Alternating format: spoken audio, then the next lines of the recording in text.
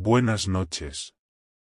Estoy aquí para contarles otra de mis aventuras, pero antes de comenzar, no olvides darle al botón de suscribirte para no perderte ninguna de mis historias. Me gustaría saber de dónde son, y a qué hora me escuchan. Comenzamos. Hoy os contaré la historia de un paciente misterioso. El Hospital San Jerónimo se levantaba sobre una colina gris, cubierto por una bruma que nunca parecía disiparse. Los vecinos de la ciudad lo conocían como el gigante enfermo, no solo por su tamaño, sino por las historias que se contaban sobre sus pasillos interminables. De día, las salas se llenaban de movimiento, camillas, médicos, familiares ansiosos. Pero de noche, cuando el reloj marcaba la medianoche, el hospital se transformaba en un lugar distinto. Los pasillos se vaciaban, el eco de los pasos parecía alargarse más de lo normal, y las luces fluorescentes titilaban como si algo invisible pasara bajo ellas. En particular, había un sector del hospital que todos temían, el pabellón C. Oficialmente estaba clausurado desde hacía más de 20 años, después de un incendio que nunca se explicó del todo. Sin embargo, los vigilantes aseguraban que por las noches se escuchaban ruidos provenientes de ahí. Lucía, una enfermera recién llegada, escuchaba las historias con una mezcla de miedo y escepticismo. Sus compañeros hablaban de un paciente que nunca se fue, un hombre que murió en ese incendio, pero cuyo espíritu seguía recorriendo los pasillos. Nadie sabía su nombre verdadero, solo lo llamaban el paciente del pabellón. La primera vez que Lucía tuvo guardia nocturna, trató de convencerse de que eran solo leyendas para asustar a los nuevos. Caminaba con su carrito de medicinas, evitando mirar hacia el final del corredor que conducía al pabellón clausurado. Aún así, no pudo ignorar la sensación de que alguien la observaba desde la oscuridad.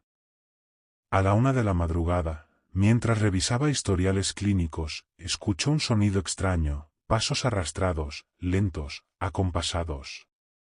Venían, sin lugar a dudas, del pasillo del pabellón C. Dejó lo que estaba haciendo y se asomó. Todo estaba vacío. Será un paciente desorientado, pensó, aunque en ese sector no había nadie internado. Encendió la linterna de su móvil y avanzó unos metros. El aire se volvió más frío, y un olor a quemado, como ceniza húmeda, impregnó sus fosas nasales. La puerta metálica que sellaba el pabellón estaba entreabierta, pese a que siempre debía estar cerrada con llave. Con un empujón, Lucía la abrió del todo, revelando un pasillo oscuro, con paredes ennegrecidas y manchas que parecían dedos marcados en la ceniza. Al fondo, vio una figura encorvada. Llevaba puesta una bata blanca de hospital, pero estaba sucia, quemada en los bordes. La figura permanecía inmóvil, con la cabeza gacha, como si esperara algo. Lucía dio un paso atrás, pero la figura alzó el rostro lentamente. Sus ojos eran huecos, oscuros como pozos sin fondo, y su piel mostraba cicatrices de quemaduras. Lo más aterrador era su boca, cosida con hilo quirúrgico, como si alguien hubiera querido callarlo para siempre. Y sin embargo, de entre sus labios sellados surgía un murmullo débil, como un rezo distorsionado. Lucía quiso gritar, pero no pudo. La figura comenzó a caminar hacia ella, arrastrando los pies por el suelo con un sonido chirriante que resonaba en todo el pasillo. Cada paso parecía más cercano de lo que la distancia permitía. Corrió hacia atrás, tropezando con su propio carrito. La linterna cayó al suelo, rodando, y por un instante el haz de luz iluminó las paredes del pabellón. Estaban cubiertas de marcas de uñas, arañazos que parecían escritos en desesperación. Y entre ellos, un mensaje repetido una y otra vez: «No me dejen aquí». El paciente seguía avanzando, su sombra alargándose hasta casi rozar a Lucía. Ella recogió la linterna, y con manos temblorosas, apuntó de nuevo hacia él. Pero la figura había desaparecido. El pasillo estaba vacío. Respirando agitadamente, se convenció de que debía estar imaginándolo. Cerró la puerta del pabellón y regresó a la enfermería, jurando que no volvería a mirar en esa dirección. Sin embargo, esa noche, al intentar dormir en la sala de descanso, escuchó la misma voz murmurando dentro de su cabeza. Pasaron los días.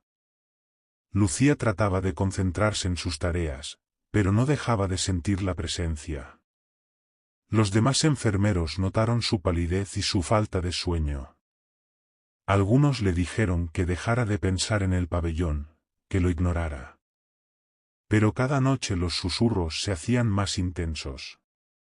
Una madrugada, al pasar lista a los pacientes, encontró un expediente en su escritorio que nunca había visto. Era viejo, amarillento, y llevaba escrito un nombre. Mateo Álvarez. En la foto del archivo, un hombre joven la miraba fijamente. Tenía la misma bata blanca y la misma mirada hueca del paciente que había visto en el pabellón. El historial decía que Mateo había ingresado por quemaduras graves tras un accidente doméstico, pero su evolución se volvió errática. Los médicos lo describían como agresivo, delirante y obsesionado con salir del hospital. El expediente terminaba bruscamente en 1983, el año del incendio del pabellón. Lucía dejó caer el documento al suelo. Cuando intentó recogerlo, vio que las últimas páginas estaban húmedas, manchadas con lo que parecía ceniza. Y entonces, detrás de ella, escuchó el arrastre de pies. Se giró lentamente, y allí estaba, el paciente, parado en medio de la sala, con la cabeza ladeada y los labios cosidos. Lucía retrocedió hasta chocar con la pared. El paciente levantó una mano, y los hilos de su boca comenzaron a tensarse, como si algo desde dentro quisiera salir. Un hilo se rompió con un chasquido, dejando escapar un lamento gutural. La voz no parecía humana. Era un coro, cientos de susurros mezclados, como si dentro de aquel cuerpo habitaran muchas más presencias atrapadas. Lucía salió corriendo, atravesando los pasillos vacíos del hospital. Cada luz que pasaba sobre su cabeza se apagaba al instante, como si la oscuridad persiguiera su huida. Llegó hasta el ascensor, pero éste no respondió. Las puertas permanecían abiertas, y en su interior, solo había oscuridad. Desesperada, corrió por las escaleras. Sentía que los pasos arrastrados la seguían de cerca, aunque no había nadie. Bajó hasta el sótano, buscando una salida alternativa. Allí, el olor a humo era insoportable, y el aire se volvía cada vez más denso.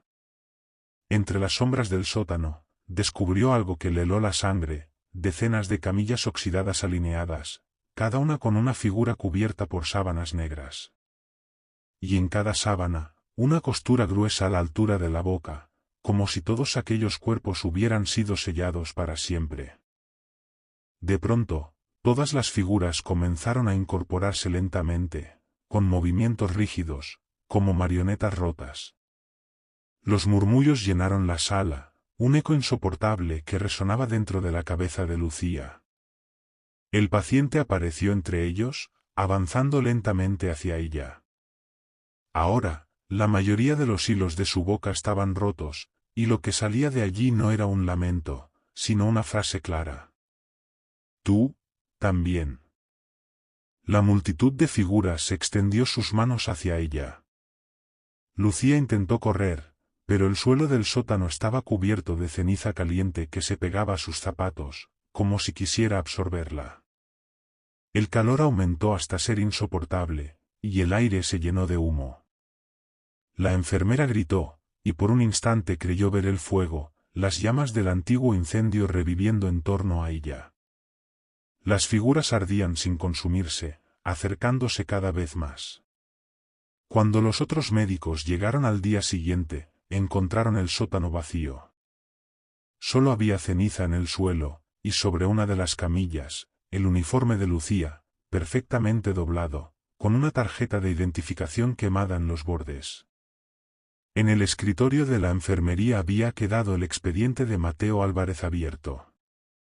Y, en una hoja en blanco al final del documento, escrita con letra temblorosa, una frase que no estaba allí la noche anterior. El paciente nunca se va.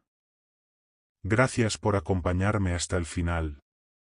Si quieres seguir escuchándome, suscríbete para no perderte ninguna de mis historias, y ya sabes, dime en comentarios si te ha gustado.